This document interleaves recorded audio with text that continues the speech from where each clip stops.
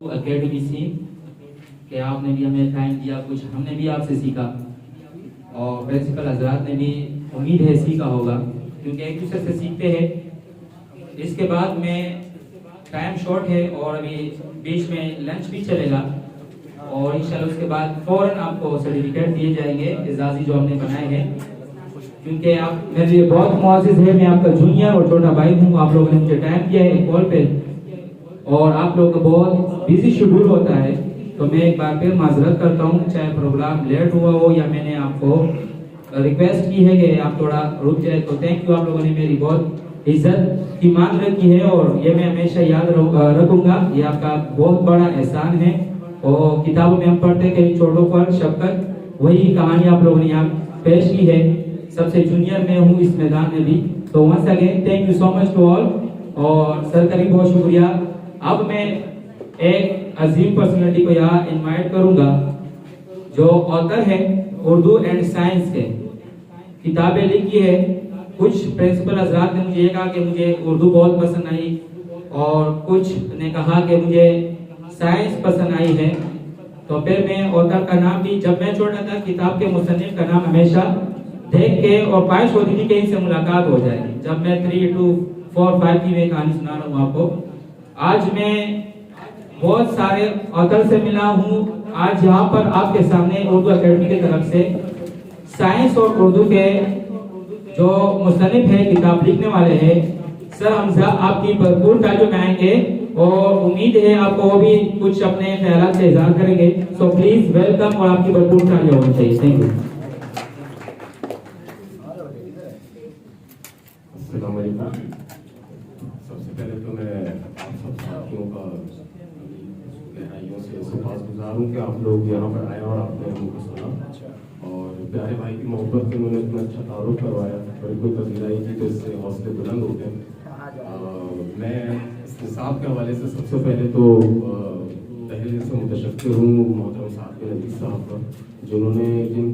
کی پذیرائی اور جن کی موٹیویشن کی وجہ سے یہ نصاب آج آپ لوگوں کے سامنے موجود ہے۔ تو چونکہ ابھی وقت بھی کم ہے اور میں آپ کو کچھ جامع اور بہت پوائنٹ چلتا ہوں کہ اس نصاب میں آپ لوگوں کو اسپیسیفکیشنز کیا ملیں گی، اس کے خصائص کیا، اور ہم نے ایسے کیا روایتی نقائص تھے جن کو اس نصاب میں سے ختم کرنے کی کوشش کی ہے۔ تو میں اگر اردو کی کتاب کا بات کروں تو اس میں میرے ساتھ تصدیق و فرائض نہیں سمجھ ہیں، ایک معروف شاعر ہے، شاید آپ میں سے کچھ لوگ جانتے تھے، تو انہوں نے ایک ایک نظم ہم ان سب کو لکھتے ہوئے ہمارے نصاب میں علم العروض کا خیال رکھا۔ اچھا، یہ علم العروض جو ہے زیادہ تر لوگ واقف نہیں ہوتے ہیں، آپ نے دیکھا ہوگا کہ ہم سمجھتے ہیں کہ یہ جو شاعری ہو رہی ہے یا کوئی نثر پارہ لکھ رہا ہے، تو اس نثر پارے کو لکھنے کے پیچھے بس یہ ہے کہ ہم ڈائریکٹ قلم اٹھائیں اور لکھنا شروع کرتے ہیں، جبکہ اس کے ایک الگ مقتضیات ہوتے ہیں اور اس میں کچھ الگ سی چیزیں ہوتی ہیں جن کے ارتشاد کا ہم کو قائل ہونا پڑتا ہے۔ تو اس میں آپ کو تمام نظمیں بہر میں ملیں گی، یعنی بچہ جو ہے ایک ردم سے گزرے گا، جب بھی وہ ان نظموں کو پڑھے گا تو اس کو ایک ردم محسوس ہوگا۔ اس کو جو ہمارے پاس مختلف بہر ہیں، مثال کے طور پر ایک چھوٹی سی مثال ہے فیلون فیلون فیلون فا، اس طرح کی مختلف بہور ہیں، ان کا خاص خیال رکھا گیا۔ دوسری بات یہ ہے کہ 1 سے 8ویں جماعت تک کے سبق کو جو ہم نے پوری کتاب ترتیب دی تو اس میں ہم نے سب سے زیادہ اس بات کا خیال رکھا ہے کہ جو یکساں قومی نصاب تھا ہمارا، جو 2020 سے اس کے ایڈیشنز آنا شروع ہوئے تھے، تو اس میں کچھ لازمی ابواب تھے۔ لازمی ابواب میں آپ کے پاس مشاہیر پاکستان آ جاتا ہے، ہم جناب سیرت النبی اور سیرت النبی صلی اللہ علیہ وسلم کے ساتھ ساتھ آپ کو مشاہیر پاکستان علامہ اقبال پر ایک ٹاپک لازمی رکھنا ہے، ورنہ ان کتابیں جو ہے سمجھ لیں ایجوکیشنل اسٹینڈرڈس کے حوالے سے مجنون قرار دیں گی، ان کو وہ حیثیت حاصل نہیں ہوگی کیونکہ وہ اسٹینڈرڈس کو میٹ نہیں کرتے۔ تو ہماری 1 سے 8ویں جماعت تک میں ہم نے جتنے بھی ایسے اسباب تھے جو سنگل نیشنل کریکولم کی مطابقت کو ملحوظ رکھتے ہوئے لکھنے تھے، ان سب کو بڑے ایک اچھے انداز میں لکھے کہ کہیں پر بھی آپ کو کتاب پڑھتے ہوئے گرانی محسوس نہیں ہوگی، بوجھ بچہ محسوس نہیں کرے گا، کیونکہ اس وقت ہمیں سب سے پہلی بات تو یہ سوچنی ہے کہ اس نصاب کو ہم انڈرسٹینڈ کر رہے ہیں، لیکن کیا بچہ انڈرسٹینڈ کر رہا ہے، کیونکہ آپ لوگ بھی بہت تجربے کار لوگ ہیں، اس میں کوئی راکٹ سائنس نہیں ہے کہ اس نصاب کو سمجھنے میں آپ کو کوئی دشواری محسوس ہو رہی ہے،